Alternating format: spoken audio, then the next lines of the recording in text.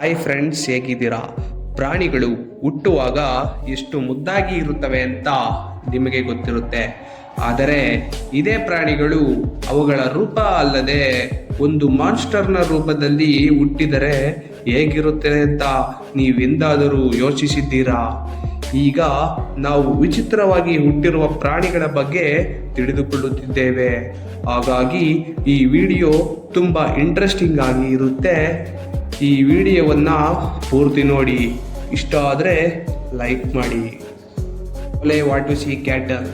South ಆಫ್ರಿಕಾದಲ್ಲಿರುವ Uganda ದೇಶದಲ್ಲಿ ಈ ಅಂಕೋಲೆ ಹಸುಗಳಿಗೆ ಈ ದೊಡ್ಡ ದೊಡ್ಡ ಕೊಂಬುಗಳು ಬೆಳೆಯುತ್ತವೆ.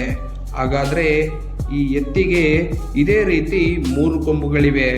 ಹೌದು, ಈ ಅಂಕೋಲೆ ಹಸುಗಳಲ್ಲಿ ಒಂದು ಹಸು ಈ ರೀತಿ 3 ಕೊಂಬುಗಳಿಂದ ಹುಟ್ಟಿ ಅಲ್ಲಿಯ ಜನರನ್ನು ಆಶ್ಚರ್ಯಪಡಿಸುತ್ತಿದೆ.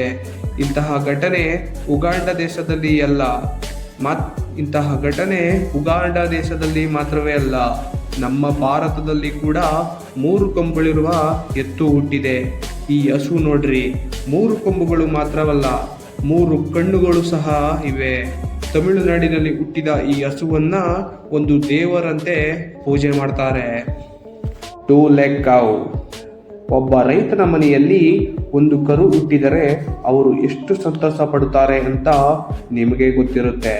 ಈ ರೀತಿ 2 ಕಾಲುಗಳು ಇಲ್ಲದ ಹಾಗೆ ಹುಟ್ಟಿದ್ರೆ, ಹೌದು, ಈ ಕರು ಹುಟ್ಟಿನಿಂದಲೇ ಈ ರೀತಿ ತನ್ನ ಮುಂದಿನ 2 ಕಾಲುಗಳು ಇಲ್ಲದೆ ಹುಟ್ಟಿದೆ. ಮೊದಲು ಇದನ್ನು ನೋಡಿ ಎಲ್ಲರೂ ಆಶ್ಚರ್ಯಪಟ್ಟರು. ಇನ್ನು ಕೆಲವರು ಅಯ್ಯೋ ಪಾಪ, ಇದು ಹೇಗೆ ಜೀವನ ಮಾಡುತ್ತೆ ಅಂತ ಅಂದುಕೊಳ್ತಾರೆ. ನಂತರ ಆ ರೈತ ಕರುವಿಗೆ ಹೇಗೆ ಬ್ಯಾಲೆನ್ಸ್ ಆಗಿ ನಿಲ್ಲಬೇಕೆಂದು ಕಲಿಸಿ ಹೇಗೆ ನಡೆಯಬೇಕೆಂದು ಕೂಡ ಕಲಿಸ್ತಾರೆ. ಈಗ ಕರು ತನ್ನ 2 ಕಾಲುಗಳಲ್ಲೇ ನಡೆಯುತ್ತದೆ. ವಿಡಿಯೋದಲ್ಲಿ ಇಷ್ಟೇ. ಮುಂದಿನ ವಿಡಿಯೋದಲ್ಲಿ ಸಿಗ್ತೀವಿ. ನಮಸ್ಕಾರ.